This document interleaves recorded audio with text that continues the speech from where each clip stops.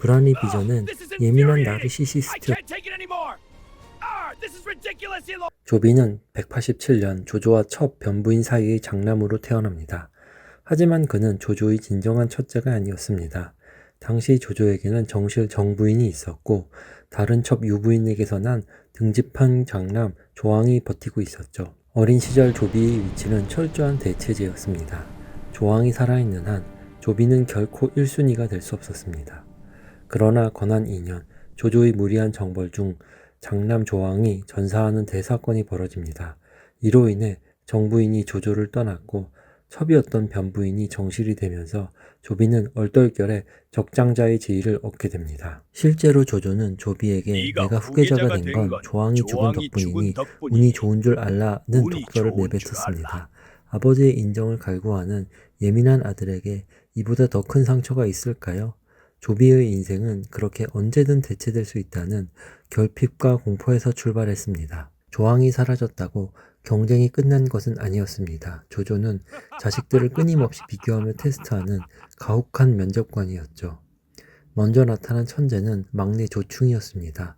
조조는 대놓고 조충을 후계자로 삼겠다고 공언했습니다. 하지만 조충이 요절하자 조조는 슬퍼하는 조비에게 이렇게 말합니다. 조충이 죽은 것은 나에게는 불행이지만 너희에게는 다행이다. 이 말은 조비에게 형제는 사랑의 대상이 아니라 죽어야 내가 사는 적이라는 인식을 박아버렸습니다. 다음은 천재 문장과 조식과의 20년 전쟁이었습니다. 조조는 자신의 문학적 재능을 쏙 빼닮은 조식을 편애했습니다. 조비 역시 8살에 글을 쓰고 문무에 능한 수재였지만 천재 타이틀을 거머쥔 동생 앞에서는 늘 2인자였습니다. 이 극심한 스트레스 상황에서 조비가 선택한 전략은 철저한 자기 억압이었습니다.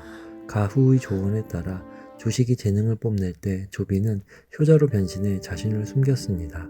겉으로는 웃고 예의 바르게 행동했지만 속은 시커멓게 타들어가고 있었습니다. 이 페르소나 가면과 자아 사이 괴리가 훗날 그를 폭발적인 뒤끝의 제왕으로 만들게 됩니다. 조비의 예민한 감수성과 조절되지 않는 충동을 단적으로 보여주는 사건이 바로 견부인과의 만남입니다.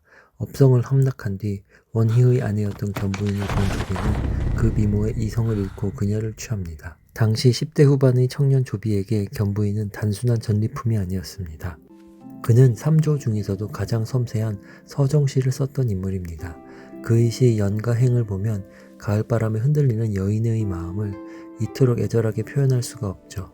이토록 감수성이 풍부했던 그에게 견부인은 자신의 예술적 영감을 자극하는 뮤즈였습니다. 하지만 문제는 조비가 자신의 감정을 컨트롤하는 버릇을 배우지 못한 나르시시였다는 점입니다. 사랑할 때는 간이라도 빼줄 듯 타올랐지만 그 감정이 식거나 의심이 싹 들면 걷잡을 수 없는 냉기로 돌변했습니다. 예민한 감수성은 곧 저 여자가 나를 무시하나라는 자기 방어적 의심으로 이어졌습니다. 결국 황제가 된 후 견부인이 자신을 원망하는 시를 썼다는 소식을 듣자 조비는 즉시 자결을 명합니다. 입안에 쌀겨를 채우고 머리카락으로 얼굴을 가려 매장한 장혹한 방식은 그가 얼마나 감정적으로 격해져 있었는지를 보여줍니다. 뒤끝의 제왕, 복수라는 이름의 방어기제. 이제 조비의 가장 어두운 면, 뒤끝이라 불리는 잔혹한 수총사를 보겠습니다. 그는 황제가 된 후 과거 자신이 불안과 무시를 느꼈던 순간의 대상들을 하나하나 처리합니다. 이는 냉철한 정치가의 모습이 아니라 상처받은 나르시시스트의 정서적 발작에 가깝습니다. 장수, 내 형을 죽인 자 결코 잊지 않는다. 조왕을 죽게 만든 장수에게 조비는 연희 때마다 속삭였습니다. 너는 내 형을 죽이고도 어떻게 뻔뻔하게 얼굴을 들고 다니느냐? 조조는 대의를 위해 용서했지만 감정적 상처가 깊은 조비에게 장수는 존재 자체가 자신의 결핍을 상기시키는 가시였습니다. 결국 장수는 압박을 견디다 못해 자살합니다. 영혼의 수치심이라는 시를 쓰다 관우에게 항복했던 노장 우금이 돌아오자 조비는 겉으로 위로하는 척하며 조조의 고름을 참배하게 합니다. 그리고 그곳에 미리 우금이 항복하는 비참한 그림을 그려두게 하죠. 감수성이 예민한 자가 악의를 품으면 상대의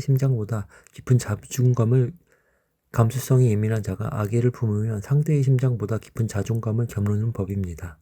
우금은 결국 수치심 속에서 화병으로 죽습니다. 조비에게 우금은 나의 위대한 아버지의 명예를 더럽힌 오점이었고 그 오점을 가장 예술적이고 잔인한 방식으로 도려낸 것입니다. 이 숙부 낡은 조홍이 장부를 보아라. 과거에 돈을 안 빌려줬다는 지금 사소한 당장 이유로 끌고 가라. 조비는 황제가 안돼. 되자마자 도와줘. 그를 죽이려 합니다. 조조의 목숨을 구한 공시민매도 조비에게는 나를 거절한 무례한 인간일 뿐이었습니다.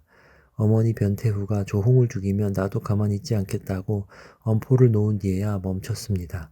이는 조비가 얼마나 사적인 감정에 매몰된 인물인지를 보여줍니다. 아이러니하게도 이런 조비의 불신과 불안은 국가 경영에서는 긍정적인 시스템을 만들어내기도 했습니다. 구품 증정제 도입, 사람을 믿지 못했기에 인맥이 아닌 제도에 기댄 공정한 시스템을 구축하려 했습니다. 외척 금지령, 후한 말의 혼란을 거울 삼아 부인과 외척의 정치를 엄격히 금지했습니다. 이는 위나라의 기틀을 닦는 신의 한 수가 되었습니다.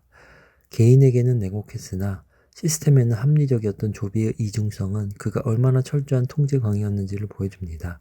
모든 것이 자신의 통제하에 있어야만 그의 지독한 불안이 해소되었기 때문입니다. 조비는 220년 황제에 올랐지만 제6년 만인 226년 40세의 나이로 붕어합니다.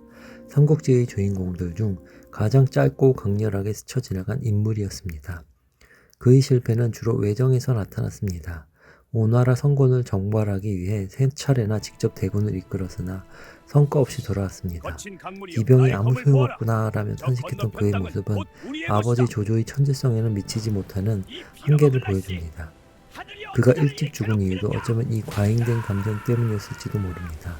매 순간 누군가를 미워하고 의심하며 자신의 위치를 증명하기 위해 신경을 곤두세웠던 예술가 황제.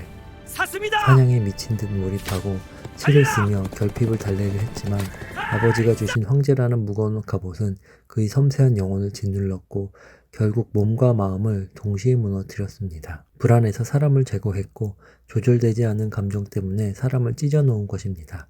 그는 평생을 서바이벌 게임장 같은 궁궐에서 살아야 했던 한 인간이 선택한 슬픈 생존 방식이었습니다. 그가 만약 조조에게 따뜻한 지지를 받았더라면 그는 삼국지 최고의 문학가이자 합리적인 성군으로 남았을지도 모릅니다. 하지만 역사는 그를 불안이 빚어낸 예민한 나르시시스트로 기억합니다. 오늘 조비의 이야기를 통해 권력이란 이름 뒤에 숨겨진 한 인간의 처절한 결핍과 통제되지 않은 감정이 부른 비극을 보셨기를 바랍니다.